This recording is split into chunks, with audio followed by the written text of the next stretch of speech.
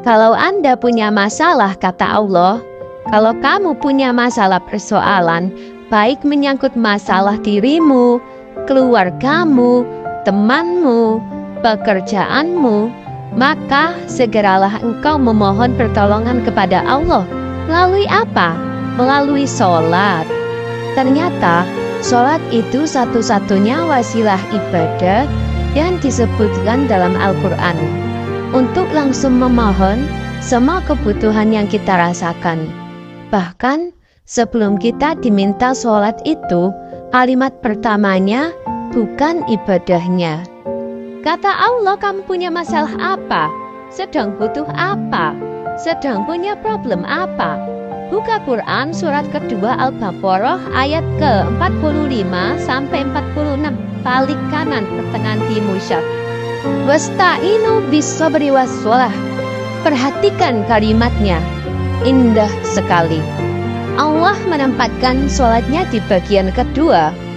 Kata Allah, wasta'inu, hei hambaku, jika kalian punya persoalan dalam kehidupan, maka wasta'inu, mintakan solusinya kepadaku. Kalau kamu punya persoalan yang menyangkut masalah hidupmu, menyangkut hal-hal yang tidak sanggup kamu lakukan, dan tidak punya jalan keluarnya, maka memohonlah kepada Allah. Melalui apa? Bisobri, dengan sabar, dan sabar menghadapi ujian dari Allah. Dan sholatlah, karena sholat itu adalah jalan keluar kita dari setiap persoalan-persoalan hidup kita.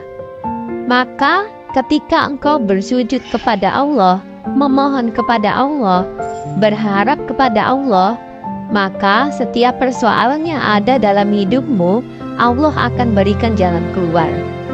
Walaupun sesungguhnya sholat itu berat, buktinya kenapa Allah mengatakan sholat itu berat? Kalau seandainya kita tidak beranggapan bahwa sholat itu berat, maka niscaya saat subuh, masjid dan musola dekat rumahmu seharusnya banyak jamaah. Tapi kita lebih sering memilih tempat lain dibandingkan dengan masuk ke masjid dan musola. Kalian dengar azan di musola dengan bunyi HP, mana dulu yang kalian datangi? Kalau kamu dengar azan sama dering HP, teman mengajak ngopi, kira-kira mana yang kalian dahulukan? Ke masjid atau datang ke teman yang ngajak ngopi? Wa innaha lakabiratu 'alal khoshi'in. Salat itu sungguh berat, susah, sulit. Illa 'alal khoshi'in, kecuali bagi orang yang hatinya khusyuk kepada Allah di saat salat. Siapa mereka itu? Kata Allah, alladzina yadunnuna annahum mulaqu rabbihim wa annahum ilaihi raji'un. Alladzina yadunnuna annahum mulaqu rabbi. Siapa orang-orang yang sholatnya itu tenang dan khusyuk, mencapai tingkat kekhusyuannya di hadapan Allah, mereka yang memiliki keyakinan kuat kepada Allah bahwa dia sedang berhadapan dengan Allah. Dia sedang bertemu dengan Allah dalam sholatnya, dalam takbirnya, dalam fatihahnya, dalam rukuknya, dalam sujudnya.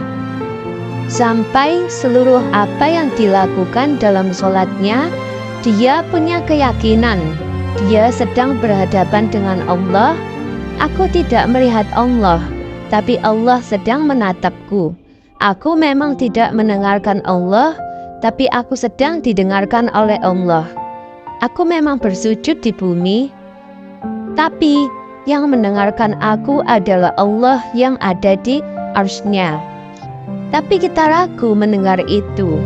Kita lebih memilih yang lain dibandingkan dengan panggilan Allah bernama azan. Kita lebih senang dan lebih condong, bahkan cenderung memilih panggilan-panggilan duniawi yang pada akhirnya semua harus kita tinggalkan. Kalau kita sedang punya ujian di rumah, di pekerjaan, di kehidupan sosial, sebesar apapun ujian itu, kata Allah, memang karena kamu yang sanggup. Kalau tidak sanggup, tidak akan diuji. Di ujian itu berbanding lurus dengan kemampuan mustahil, seorang hamba diuji di luar batas kemampuannya. Jadi, kalau kamu sekarang pun sedang punya masalah sebesar apapun, kata Allah, memang cuma kamu yang sanggup, yang lainnya tidak.